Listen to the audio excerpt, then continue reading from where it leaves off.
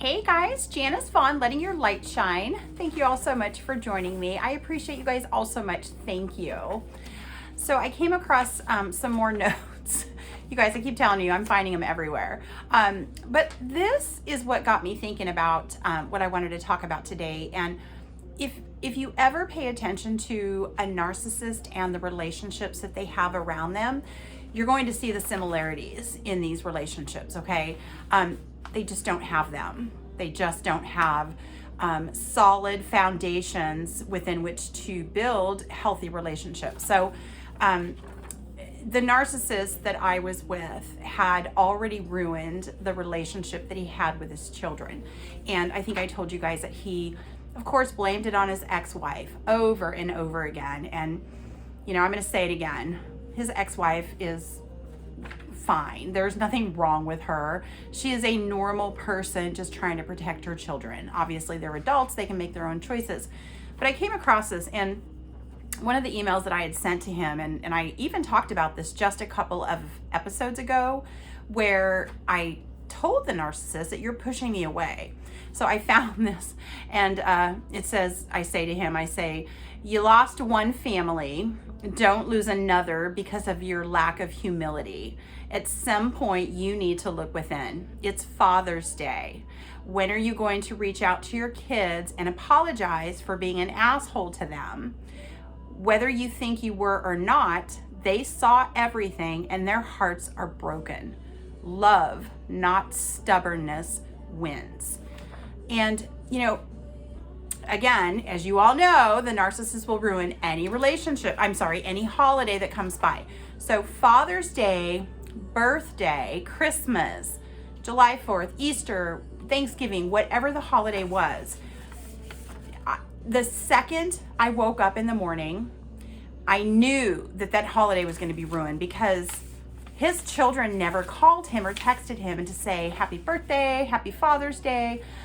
He would talk about it all day long and he would be in a pissy mood. He's like, well, you know, it's 2:00. I haven't heard from any of my children. And I'm thinking, well, why would they want to reach out to you?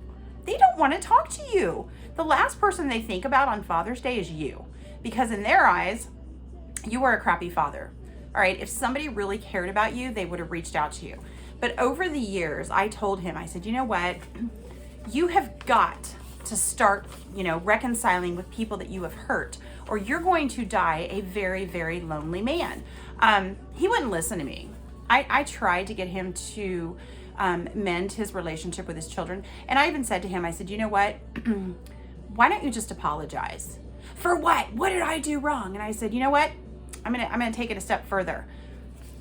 Let's say there was 1%, a 1% chance that you did something wrong. Just a 1%, not the 99 that you probably did. The 1%. Just say, I am so sorry if I've ever hurt you. And if I did, I want to make it right. You know, he would never concede to that. He would say, no, I am not apologizing for something I didn't do. And I thought to myself, see, that's the problem with a narcissist. They don't do anything wrong in their eyes, so they will never, even if it means saving a relationship with their own children, they won't, become humble enough to swallow their pride and say, man, I probably did some really crappy things to you. I am so sorry. Will you please forgive me? And can we just move forward from this moment on? The narcissist will not do that. And see, this is why the narcissist will never have good relationships. This is why they have people come into their lives and exit their lives so quickly. Nobody wants to be around a bully. Nobody wants to be around somebody that is demeaning in any way, that loses control of their anger, that is disrespectful to other people. People just don't want to be around people like that. So the narcissist will bounce around and end up with very short-term relationships. Like I said, since the exit a year ago, he's probably been with 30 women at this point, maybe even more. I don't even know. Thank goodness so many of them have reached out to me, and I know that they caught on to his crap right away, thank goodness, and I'm so grateful that they were able to see through it and just get out quickly. All right, they recognize the red flags, so the narcissist will never, ever, ever take any step to mend any type of relationship. That's why they're alone. That's why they don't have these important people in their lives. And they do it to themselves and they don't own up to it. They may have one good friend, or maybe, maybe even two. I don't even know. Maybe not even. The narcissist that I was with had some childhood friends, but you know what?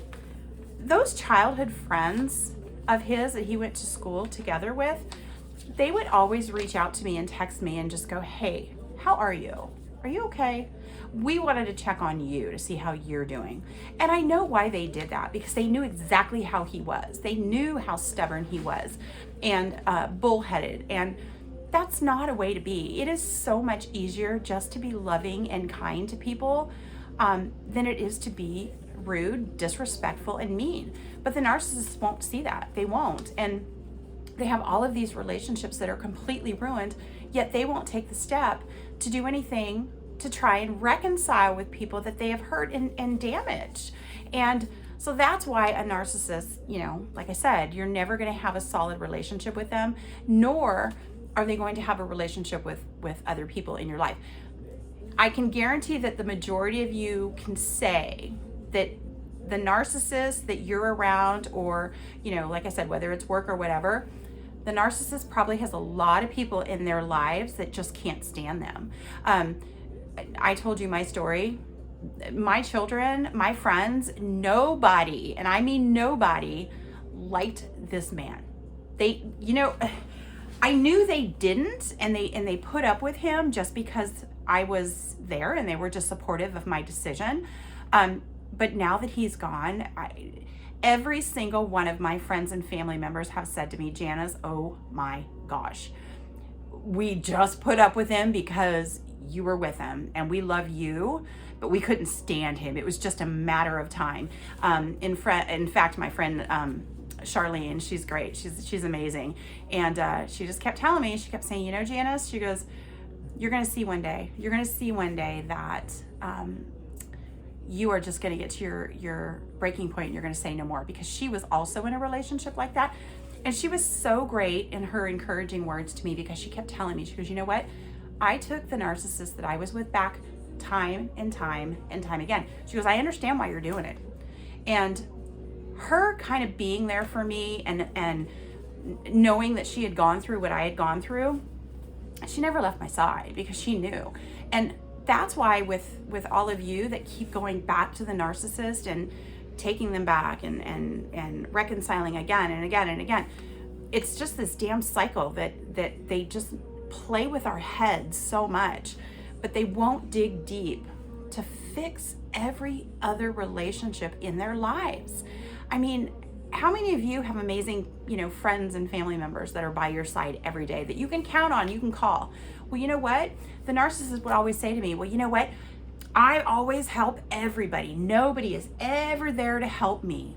Anytime I need a favor, it's crickets. That was his famous stating. He would go, you know what? When I reach out to people for help, crickets. I don't hear from anybody. And I never said this to him, but I thought to myself, well, now, nobody wants to help you. You're a jerk. Nobody wants to help you. But if I need help, I'm going to tell you guys right now, I have an army of people that will be behind my back or by my side. And I'm telling you, in droves. I am so blessed to have those kind of people in my life. And the narcissist couldn't stand the fact that he knew that no matter what, I had people that I can call on, reach out to, email, text, and they would be at my doorstep in a matter of minutes. And he had nobody. But I choose to be kind to my people. I choose to love whom I'm around and respect them. And I try to love and respect him, but you can't keep giving and not receiving, right? You're just completely depleted and empty. So that is why a narcissist will always have just very, very non-committed relationships. They bounce around jobs a lot, unless they are the narcissist and they're bossing everybody around at work or whatever. But yeah, they will just not not have meaningful relationships with anybody. So just look around and really pay attention. And I started to pay attention. He would claim that his best friends were his buddies. Well, they never really talked. I mean, you know, maybe once every couple of months or whatever. And of course, you know, he had to borrow money from these people, and then he wanted me to repay one of his buddies back. And he's like, well, you know, I borrowed money from, you know, so-and-so, and it'd probably be really good if I paid him back. And I'm sitting here going, cool. Could you get a job and pay him back? Because you know what? I didn't borrow the money from him. I didn't borrow the money 3 years ago or 10 years ago or whenever the hell it was. But you know what? He had money to go to the casino, but he couldn't pay his friend back. And he wanted me to pay his friend back. Sorry, if you're watching, you know I would, but it wasn't my debt to pay, so that's why I never sent the money. But hopefully one day you do get your money back, because it's the right thing to do. So anyway, guys, I wanted to touch about relationships with narcissists. So pay attention to how your person or your narcissist that you're dealing with in your life, and I hate to say your, because I don't want to own that, the narcissist that you're dealing with. Look around and just see there is nobody solid in their lives. But you know what? That's the road that they choose, not you.